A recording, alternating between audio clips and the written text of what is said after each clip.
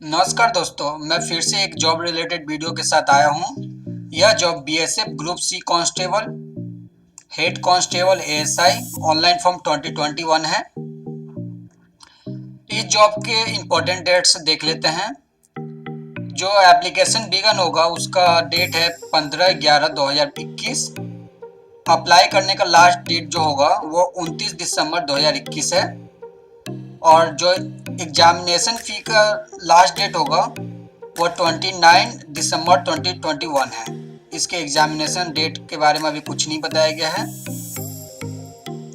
तो इसकी फ़ीस की बात करते हैं तो male, general, OBC, EWS student के लिए 100 रुपीज़ है।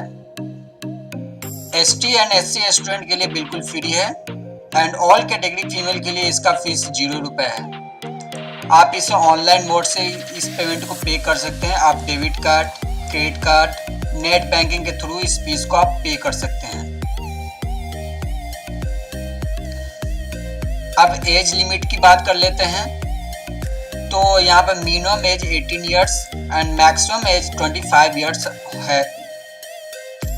और बीएसएफ की तरफ से कुछ एज रिलैक्सेशन भी दिया जाएगा। जो एज काउंट होगा 29 दिसंबर 2021 से पहले काउंट होगा। अब इसके वैकेंसी डिटेल्स की बात करते हैं तो ये टोटल 72 पोस्ट के लिए आई है। सबसे पहला पोस्ट है असिस्टेंट सब इंस्पेक्टर एएसआई, जिसके लिए एक पोस्ट है। और इसकी क्वालिफिकेशन की बात करते हैं तो क्लास 10th आपके पास होना चाहिए विद डिप्लोमा सिविल इंजीनियरिंग के साथ। और मेल के लिए हाइट यहाँ पे 167.5 सेंटीमीटर है एंड फीमेल्स के लिए ये हाइट 157 सेंटीमीटर रखा है। और यहाँ पे मेल के चेस्ट की बात करते हैं तो 80 centimetre without expansion and 85 centimetre with expansion है। अगला पोस्ट है हेड कांस्टेबल एसी कारपेंटर। इसके लिए टोटल 4 पोस्ट है। दूसरा है हेड कांस्टेबल एसी प्लम्बर, इसके लिए 2 पोस्ट है।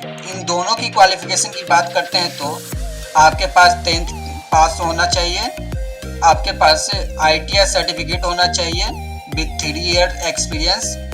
और मेल का हाइट यहाँ पे 165 सेंटीमीटर से ऊपर होना चाहिए, फीमेल का हाइट 157 सेंटीमीटर से ऊपर होना चाहिए।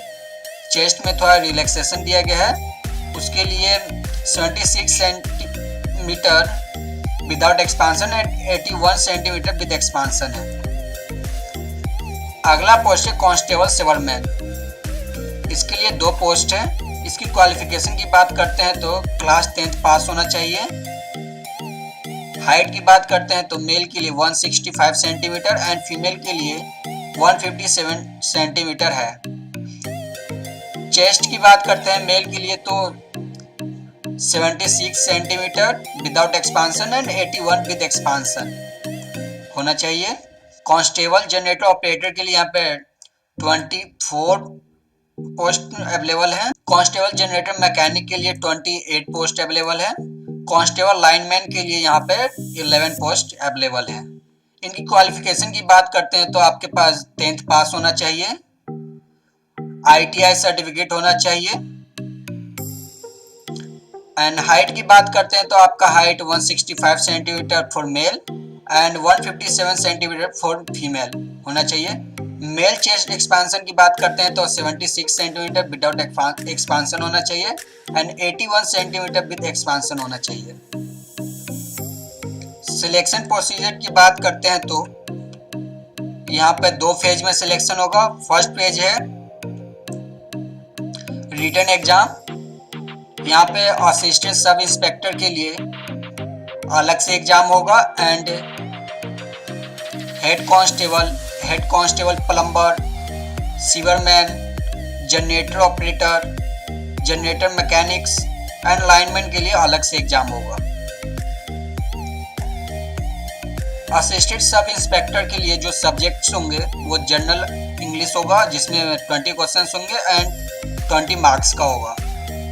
20 क्वेश्चन जनरल अवेयरनेस के होंगे एंड ये 20 मार्क्स का होगा।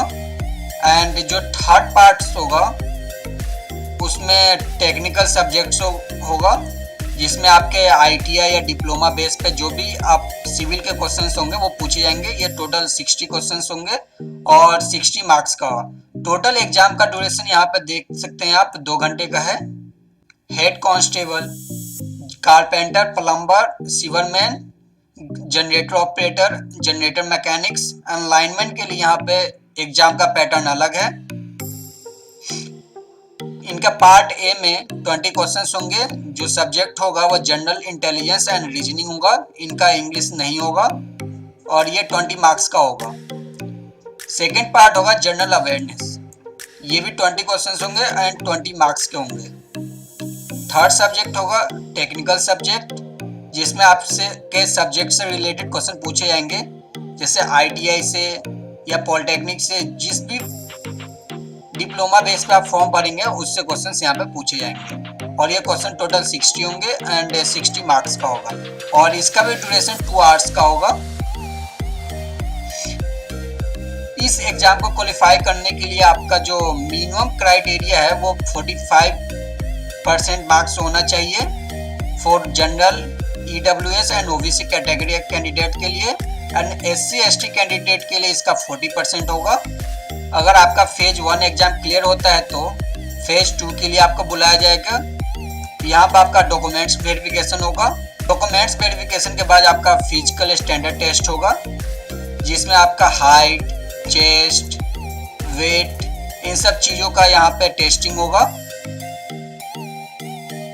फिर यहाँ पे फिजिकल एफिशिएंसी टेस्ट होगा, जिसमें एएसआई के पोस्ट के लिए यहाँ पे रन है वो 1.6 किलोमीटर 10 मिनट के अंदर होना चाहिए for male and 1.6 kilometre for 12 minute यहाँ पे फीमेल के लिए होना चाहिए।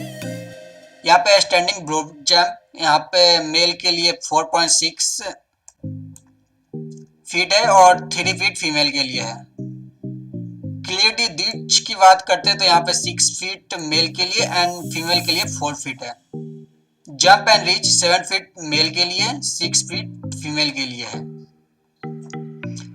अब यहाँ पे carpenter, plumber, sewerman, generator operator, generator mechanics and lineman के लिए यहाँ पे देखते हैं तो इनके लिए भी रनिंग है। इनका 1.6 किलोमीटर 6.5 मिनट में दौड़ना होगा फिर मेल के लिए, एंड फीमेल के लिए यहाँ पे 800 मीटर्स आपको दौड़ना होगा 4 मिनट के अंदर।